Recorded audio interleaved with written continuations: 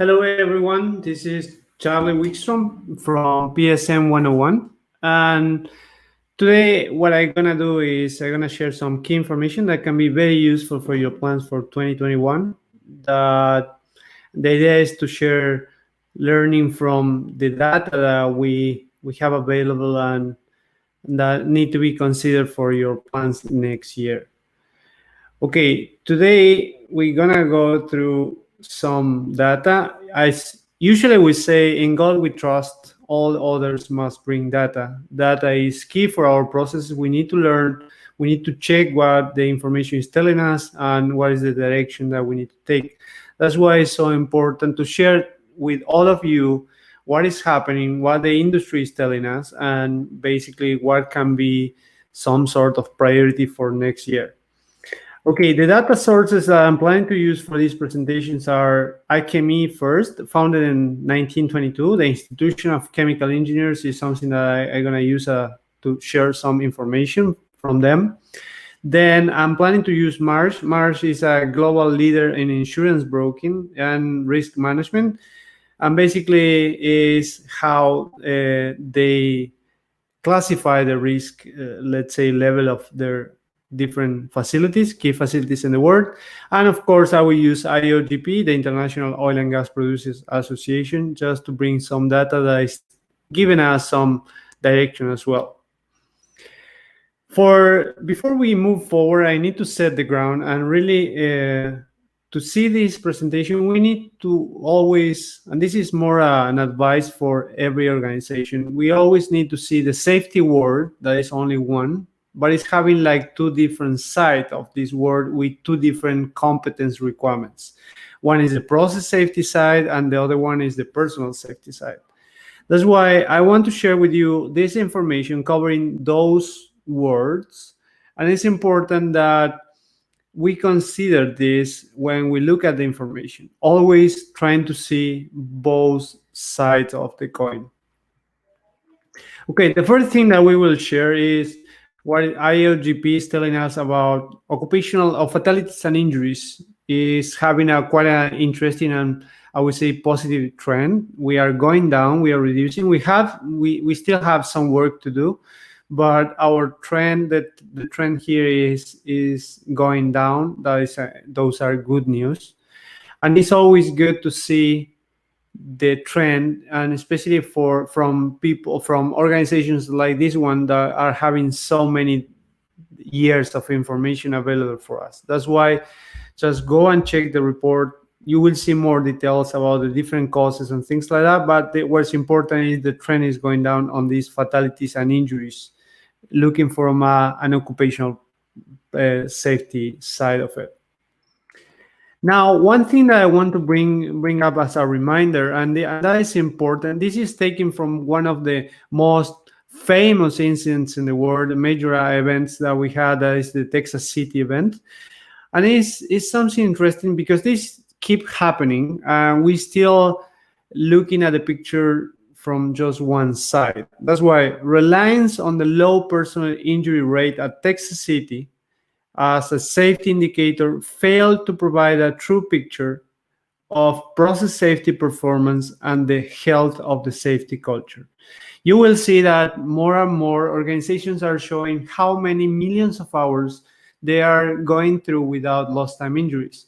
But at the same time, we always ask to the organizations, I ask to the organizations, please show how many hours or how many millions of hours we go without a procedure out of date, or how we go with management of change process, overdue actions, things that really show the situation from a process safety side of it. That's why, just as a reminder, don't forget to see always both sides of the word, okay, of the safety word. Okay, from a process safety events, I will show you what the safety performance indicator process safety events from IOGP. This is 2018 data, is the latest report released in July 2019.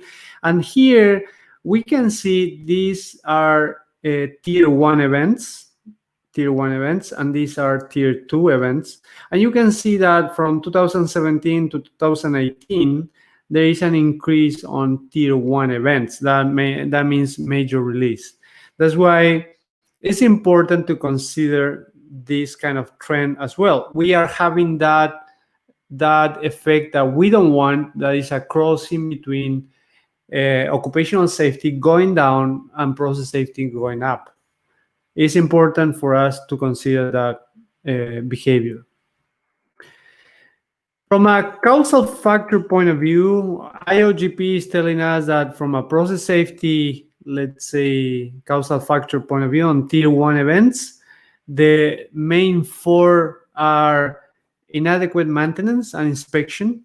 That is important to consider. Maintenance and inspection programs is really key, especially for all their facilities. Inadequate, defective tools, equipment, and material.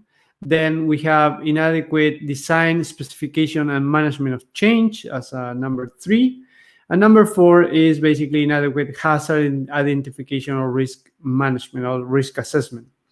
Again, another hot topic is we have a very strong way to identify and assess risk, but at the time we need to manage those risks, we are having some problems. That's why it's important for you to understand what are your major risks and how you are managing, who is responsible for that, how we manage that process, and how we ensure that process is managed, who is responsible for that. Okay, now what does the risk ranking data shows? This is what Marsh is telling us. We are having IOGP as an International Oil and Gas Producers Association, where we have some information. What basically is Marsh telling us now?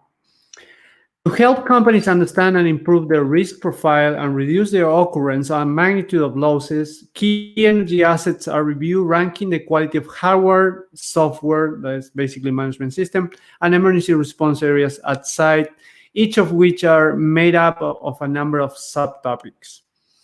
A look back over the past 12 years of ranking data shows that certain aspects examined in this service have deteriorated, which may have contributed to the trend of recent losses.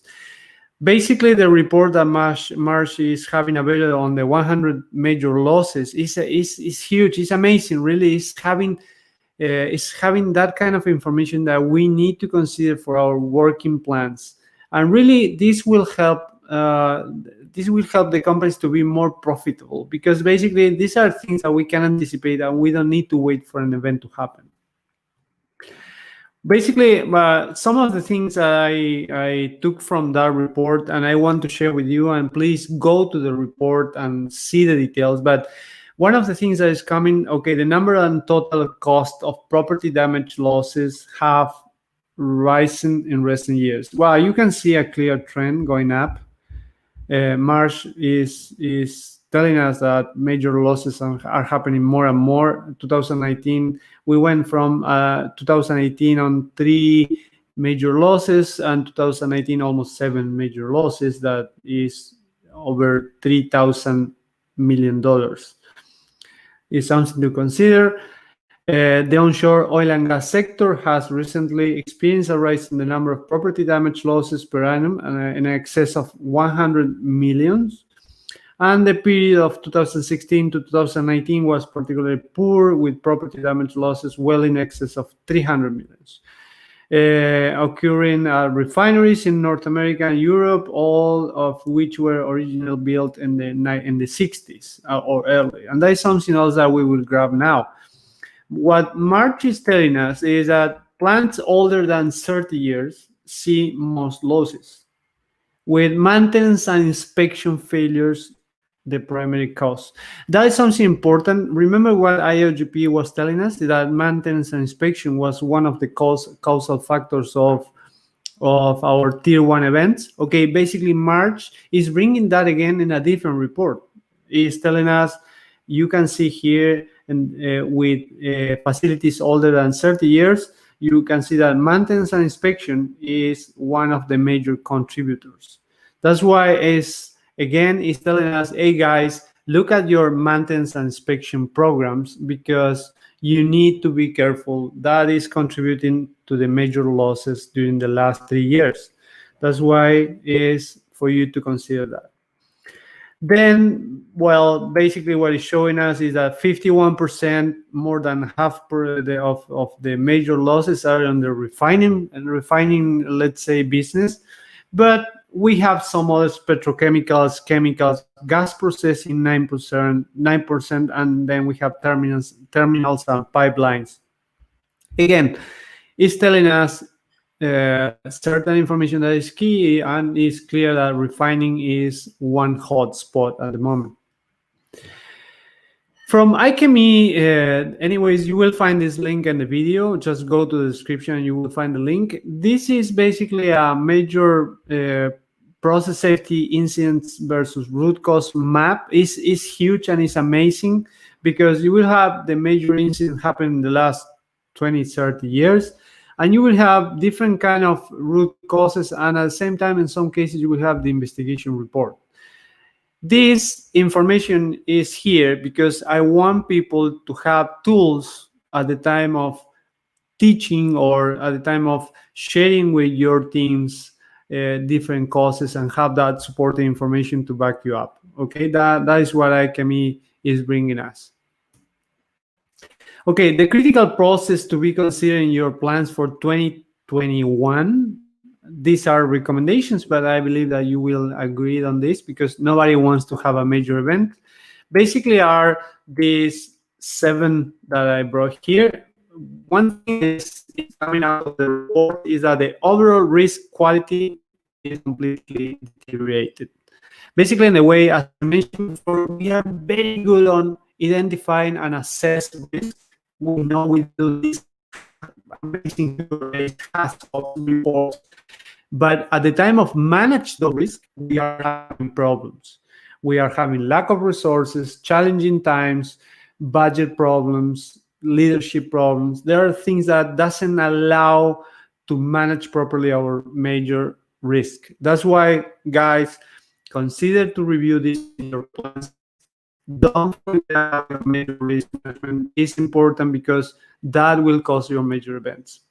Then a second one is the average engineering standard decline, is what Marsh is telling us. They went through the different information that they have, they went through the review, and they found out that engineering standards are declining the quality. Either they are not adopted correctly, or in some cases they are not adopted at all, or in some cases they are out of date, or in some cases they are not applicable. There are different factors, but again, check your standards, check the standards that you want to apply, or check the standards that you are wishing to apply but you are not.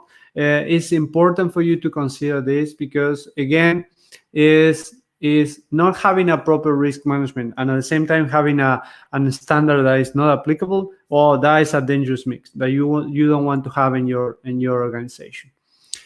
The number 3 is, and this is quite important because basically hits everybody in the same place, is the competence assurance process.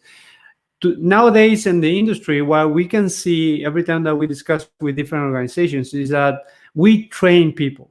We train, we provide information, we overload with information in some cases to people, but we never cross-check their understanding on what kind of information we are giving, or what is their understanding on what we are training them for.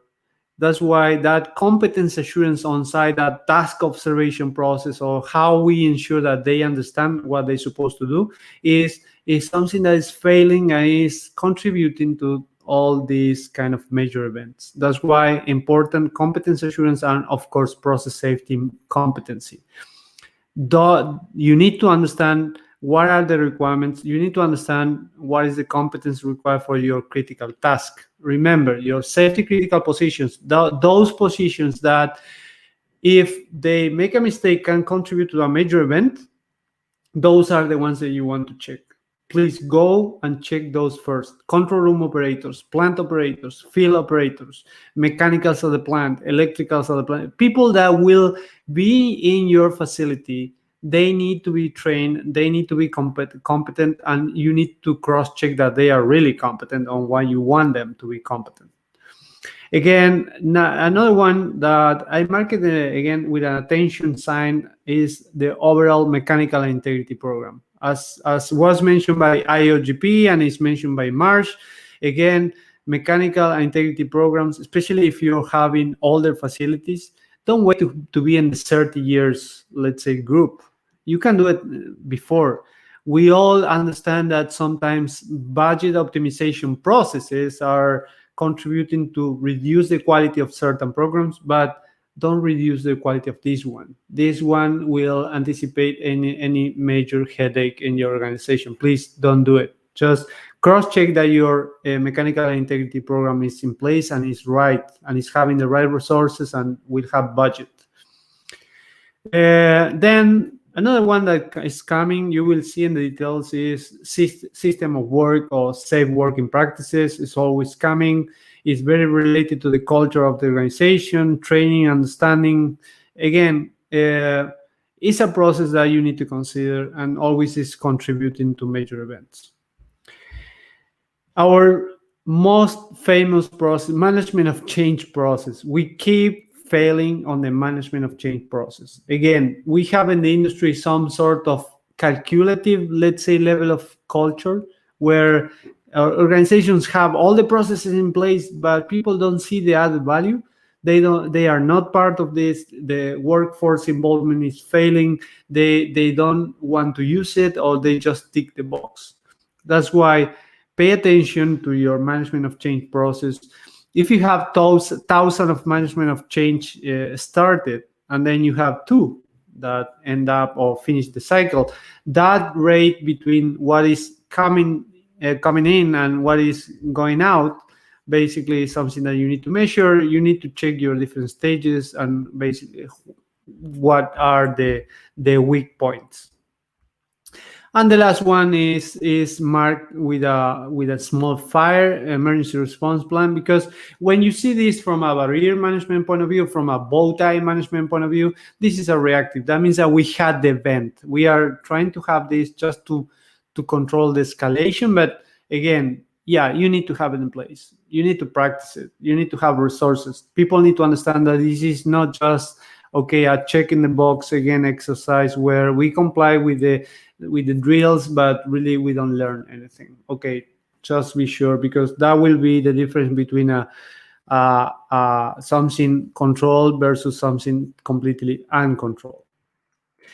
Okay, now we have the critical processes, but we still have some barriers to learn from losses. Is what Marsh is telling us, is 4 key factors prevent lessons from being learned from losses and allow history to repeat itself.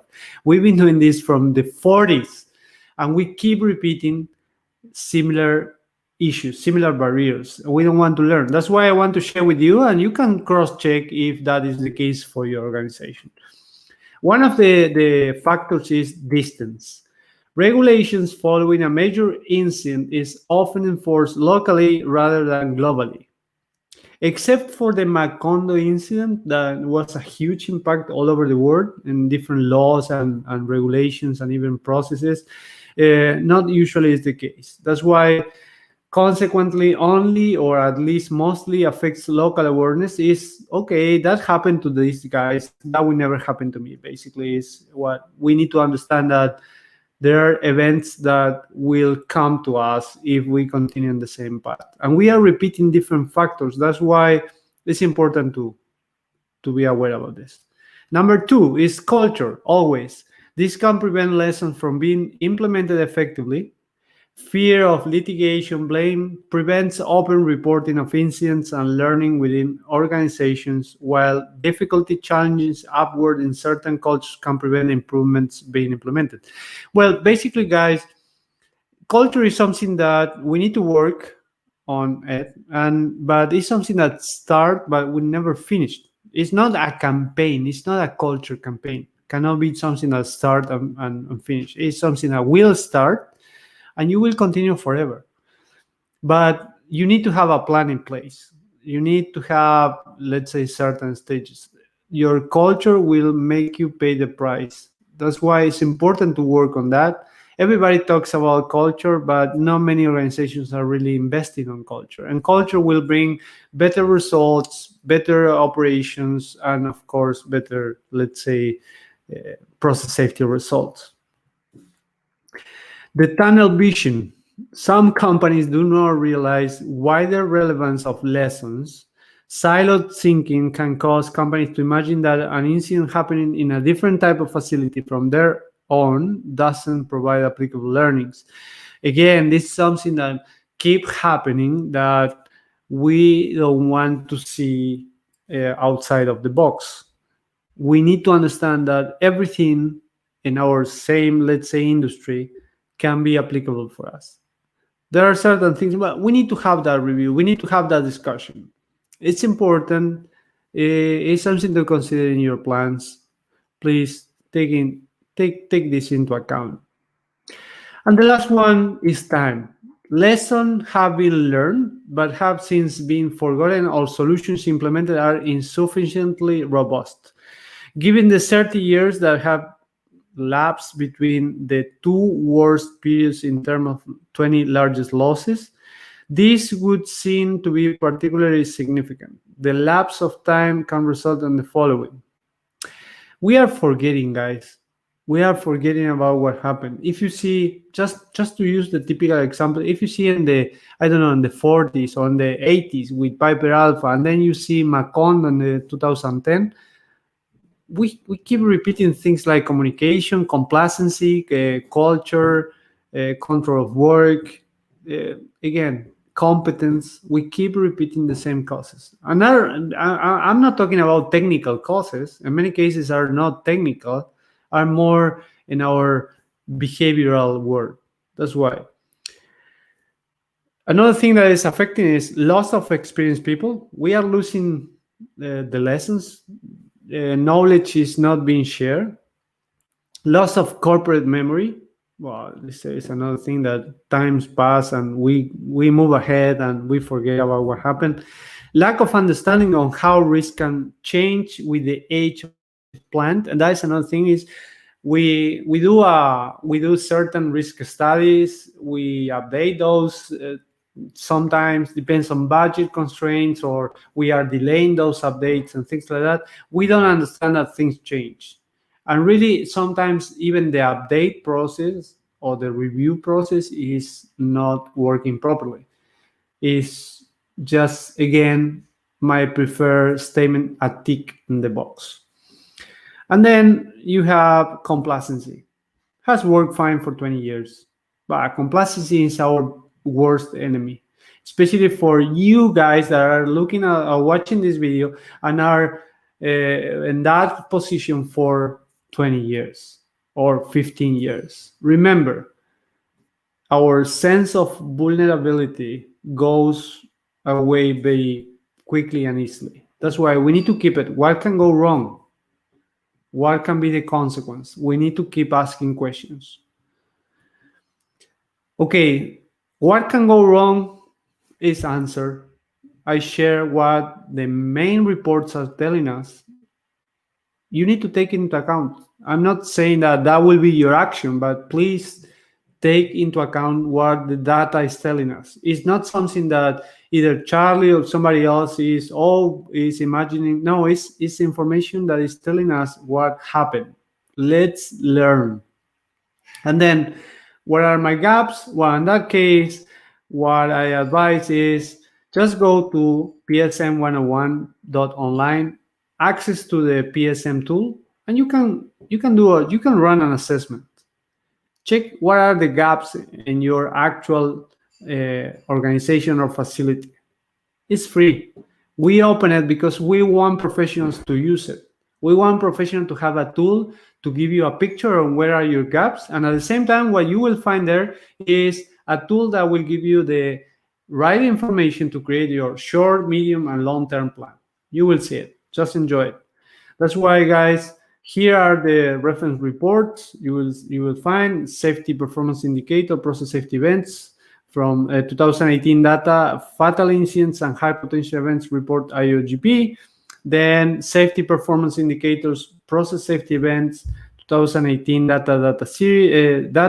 IOGP safety performance indicators 2018 data, and then the 100 largest losses in the hydrocarbon industry 1974 2019.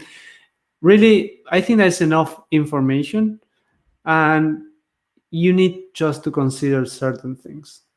Please go and check the reports. Don't just take my word for granted, but do something.